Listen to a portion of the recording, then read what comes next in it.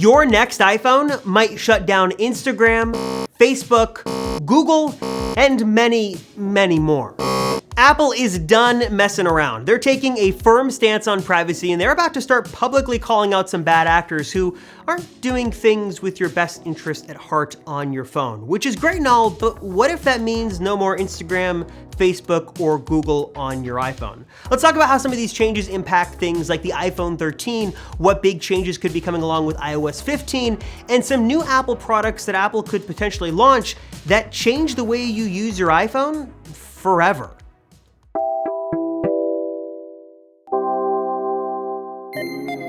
We're going to start with some breaking news, Facebook versus Apple. So chances are, if you've read some blogs, you've been on social media, or even just watched cable TV over the past couple of months, you've probably seen Apple and Facebook sparring back and forth in different stories and headlines, and you might be confused as to why. Why is Tim Cook kind of calling out Facebook's shady practices? Why is Mark Zuckerberg kind of going after Apple and Tim Cook?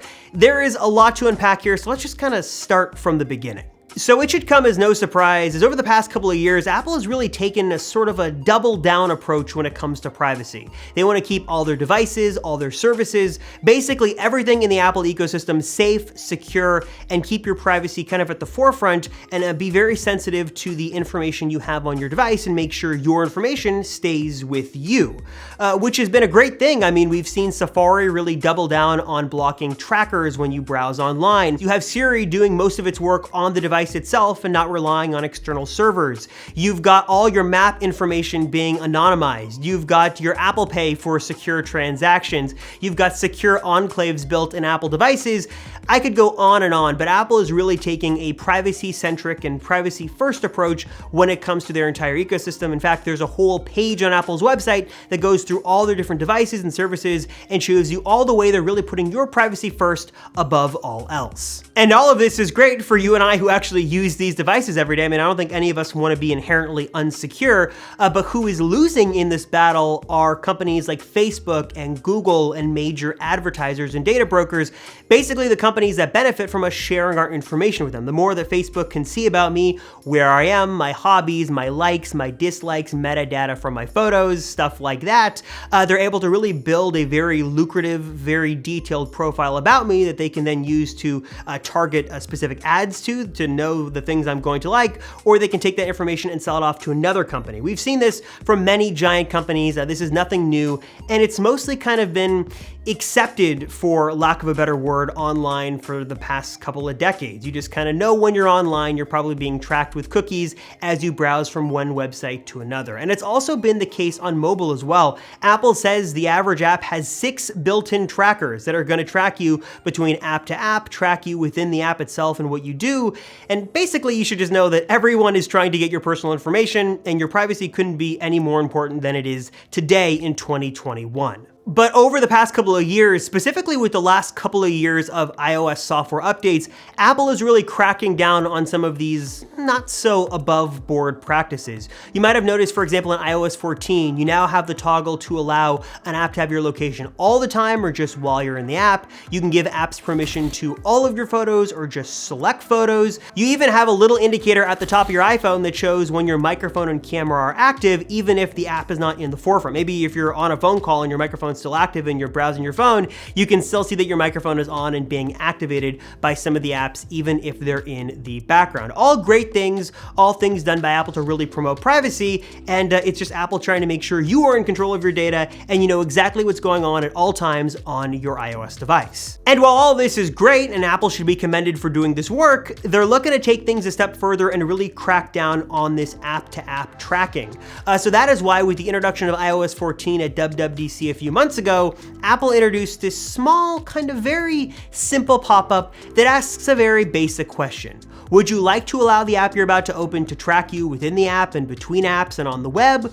Or would you like to kindly ask the app to not track you, which is a nice way of saying, we're gonna kill all the tracking functionalities of this app so you're not being tracked via the internals of this app. It's a very small, kind of unassuming pop-up, but it sparks big trouble for companies like Facebook, Google, and Instagram, ecosystem, which is owned by Facebook. Obviously, for companies like Google and Facebook, they heavily rely on this information because this tracked info is the way they're able to target you with personalized ads, the information they're able to build about you and sell to other brokers.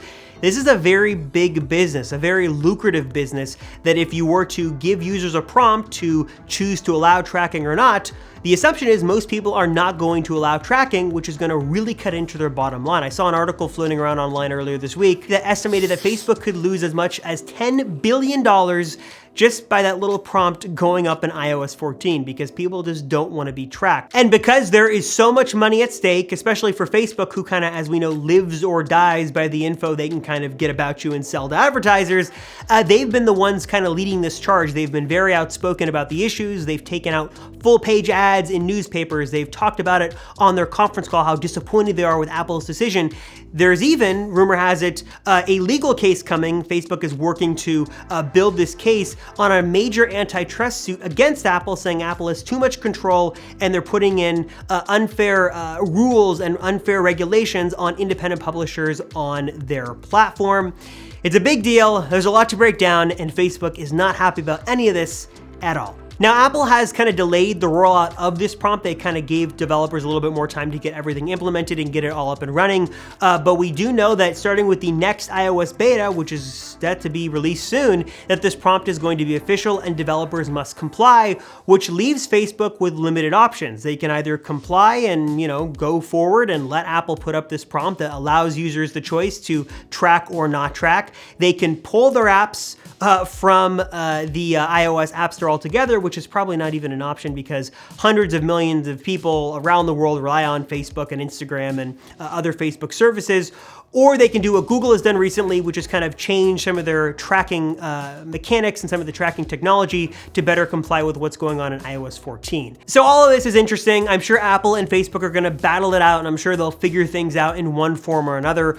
But I think what's more interesting than all of this is what this opens up Apple to in terms of new products. How does safety and security and privacy impact the iPhone 13? What features do we have on there that are just for privacy and security? Also in iOS 15, what could Apple do to make that software even more secure? How could they double down on trackers even more? And probably most interesting of all, we've heard rumors that Apple is looking to replace Google as the default search engine on your phone with something much more safe and secure. Could Apple replace Google? Yeah, they could.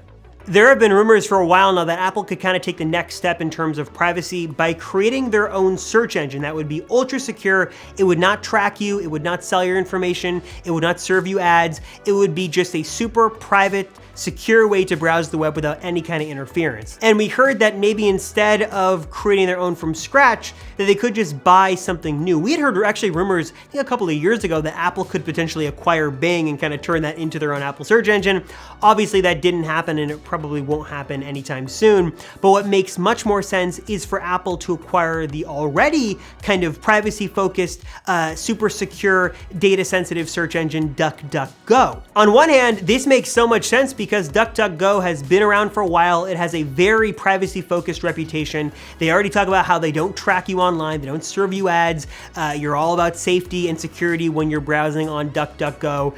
And it just makes a lot of sense for Apple to acquire this search engine and then put it on the iPhone as either a default option or as just another option that you could actually opt into and use if you wanted to forego Google and just focus on safety and security and privacy. A super clean, streamlined interface could be all yours if you use the Apple search engine. There's also this idea that Apple could create their own VPN or virtual private network. You've seen a bunch of options floating around the web before for this, but the idea, or the rumor is that Apple would build this into the iPhone. So whether it's free or it's paid, your data from your iPhone would go through this secure, encrypted kind of tunnel that would filter out your data to make sure no one could log you, no one could track you. Basically, you are totally anonymous, unidentifiable, and your browsing habits and what you do online is nobody's business but your own, and a VPN would be a really great way to do that, and hopefully it could be free and built in. And I wouldn't be surprised if iOS 15 took what Apple's already doing and kind of turns it up a notch. Maybe disallowing any kind of tracking within apps. Maybe putting in a default secure VPN or search engine. Maybe even doubling down on security in terms of third-party ads that we have on the web and what we have in apps. All of this also lends itself to the iPhone 13 and future iPhones as well. Could we see some kind of physical toggle switch to kill the camera and microphone? We know that Apple is very concerned about people plugging the iPhone into these special gray boxes and trying to rip the data off of it. Maybe the reason the port's going away is for extra safety and security. I didn't really, think about that before. That could be one of the reasons. I wonder if there's any other physical hardware changes that Apple could do on the iPhone to make that device more locked down, more safe and secure, and make sure your personal information stays on there and you are absolutely 100% aware when anyone is on your phone, when your microphone is active, when your camera is active. Basically, you're in full control of everything. Hardware, software, end to end, you have the power and you're the one in control. So I'm curious to hear your thoughts. Is Apple pushing too much power and too much control of their App Store policies on developers, or is Facebook just kind of a sleazy company that's doing too much advertising and too much tracking to begin with? Or do you think that you should be somewhere down the middle? Also, how involved should Apple be in terms of hardware and software security? Would you like to see like a physical camera cover on the iPhone? Would you use an Apple web browser, an Apple search engine, or an Apple VPN? I'd love to know. Leave that comment down below and we can discuss and talk. And yes, I realize that Apple does make a web browser with Safari, but it's too late now. Anyways, thank you guys so much for watching. I'm Robert Rosenfeld from the Apple Circle. Thank you so much for watching. If you've watched to the very end, I appreciate you. Thank you so much, and I will see ya in the next one.